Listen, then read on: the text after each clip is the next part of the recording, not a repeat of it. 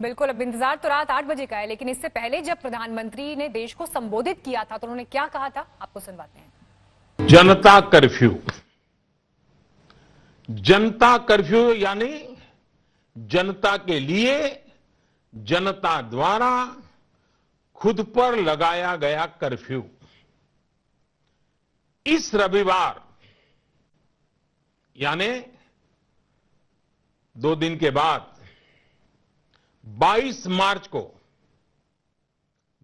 मार्च रविवार को सुबह 7 बजे से रात 9 बजे तक सभी देशवासियों को जनता कर्फ्यू का पालन करना है। आज रात 12 बजे से पूरे देश में, ध्यान से सुनिए, पूरे देश में आज रात 12 बजे से संपूर्ण देश में संपूर्ण लॉकडाउन होने जा रहा है।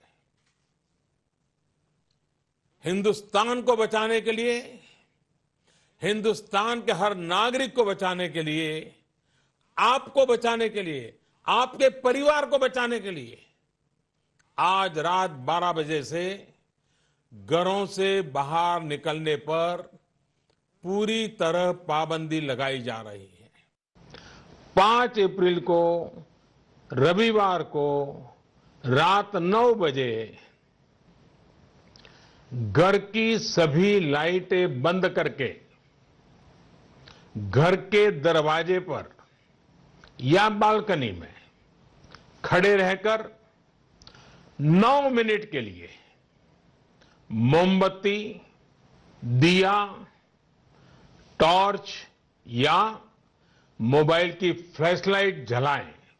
सारे सुझावों को ध्यान में रखते हुए ये तय किया गया है कि भारत में लॉकडाउन को अब 3 मई तक और बढ़ाना पड़ेगा।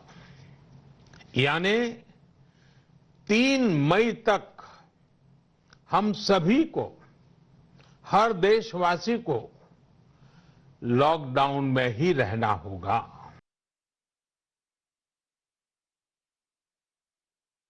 तो कोरोना के संक्रमण काल में प्रधानमंत्री इससे पहले जब जब देश को संबोधित कर चुके हैं, उसी संबोधन के कुछ हिस्से हमने आपको दिखाए।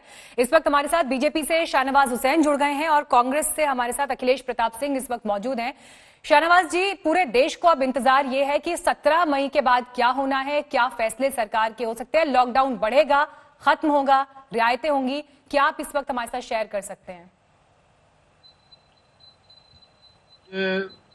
देश को संबोधित करना है तो अभी कयास ही लगाया जा सकता है, लेकिन ये सही है कि कल टीम इंडिया की मीटिंग हुई और उस टीम इंडिया मतलब सारे मुख्यमंत्री, प्रधानमंत्री और उनकी टीम के साथ जो बैठक हुई है उसमें देश को आगे कैसे कोरोना की लड़ाई में आगे ले जाना है, इस पर चर्चा विस्तार से हुई है।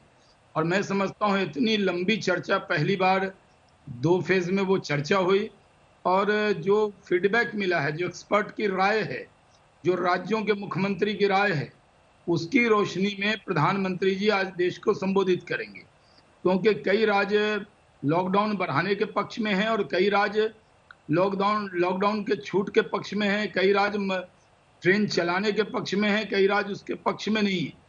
तो ये एक राय आई है, लेकिन प्रधानमंत्री जी अपनी पूरी टीम के साथ इस पर चर्चा करके आज देश को संबोधित करेंगे और देश को इंतजार रहेगा, क्योंकि कोविड-19 का जो खतरा है उससे देश को बचाना है। और इसमें अभी तक पूरी इकट्ठे एकजुट होकर जो चर्चा हुई है, मुझे लगता है इसका बड़ा संदेश गया है और आज हम सबको, पूरे देश को इंतजार रहेगा कि प्रधानमंत्री जी, मुख्यमंत्री और सारी बैठक के बाद देश को संबोधित करते हुए क्या ऐलान करते हैं। आपकी तरह और आपके दर्शकों की तरह इंतजार रहेगा। और ऐसे भी आज तक पर सबसे ज्यादा जब भी प्रधानमंत्री जी ने संबोधित किया है तो सबसे ज्यादा आज तक पर देखा गया है। तो हम भी आज तक खोलकर बैठेंगे, इंतजार करेंगे, प्रधानमंत्री के संबोधन का इंतजार करेंगे, क्योंकि उससे पहले सिर्फ कयास लगाया जा सकता है।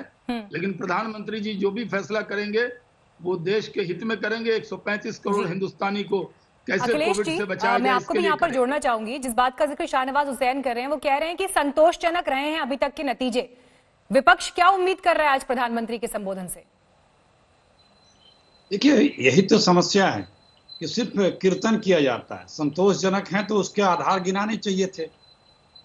देखिए, समस्या क्या है कि जब किसी प्रधानमंत्री के काम नहीं बोलता है, प्रधानमंत्रियों के सत्ता शीर्ष पे बैठे लोगों के काम बोलते हैं, लेकिन जब उसका कोई काम नहीं बोलता है तो उसे बार बार बोलना पड़ता है।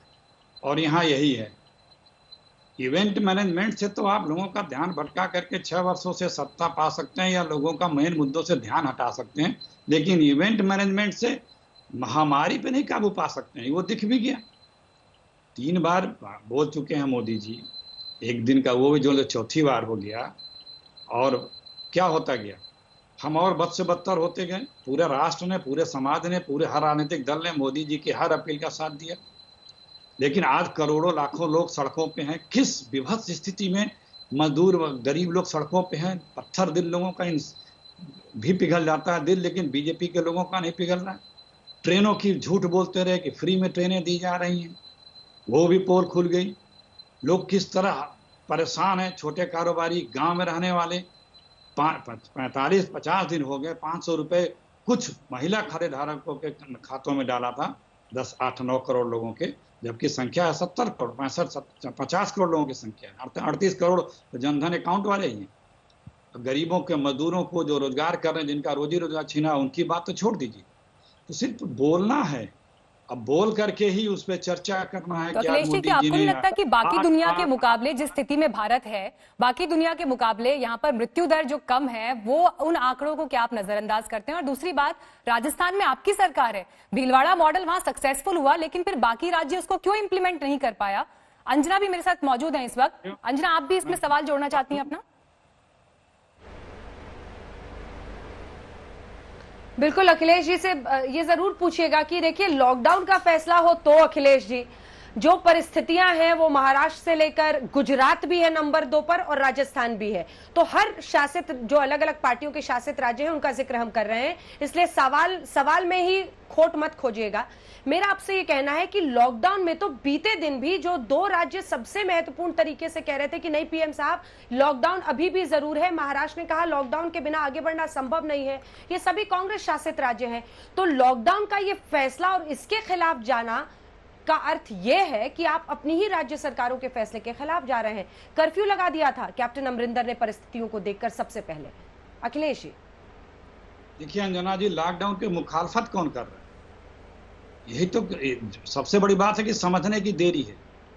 हम तो सिर्फ ये कह रहे हैं कि एक लॉकडाउन प्रक्रिया है, एक दवा की प्रक्रिया है, और तीसरा जो हमारा लोगों को दिनचर्या, रोजमर्रा की जरूरत, आवश्यकताओं की चीज है। अब इन तीनों को बांट के देखिए। अगर पहले बोला था कि हमारे यहाँ सबसे कम मरीज हैं, अब जब मरीज बढ़ गए तो बोला था कि डेथ रेट कम है। तो क्या कोई मोदी जी दवा दे दिए हैं क्या कि डेथ रेट कम हो गई है? वो तो हम लोग का मुकद्दर है। खैर, ये एक पार्ट ये हुआ। दूसरा पार्ट ये हुआ कि जब पहला लॉकडाउन बढ़ा तभी भी मैंने कहा था कि लोगों का धैर्य ना टूटने पाए, ये ध्यान रखना। ये कैसे नहीं टूटेगा? हमें हर गरीब के पास जो दिहाड़ी का, जिसको सुबह कमाता रात को खाता है, उस तक केंद्र सरकार की योजनाओं को नीति बना के पहुंचनी चाहिए।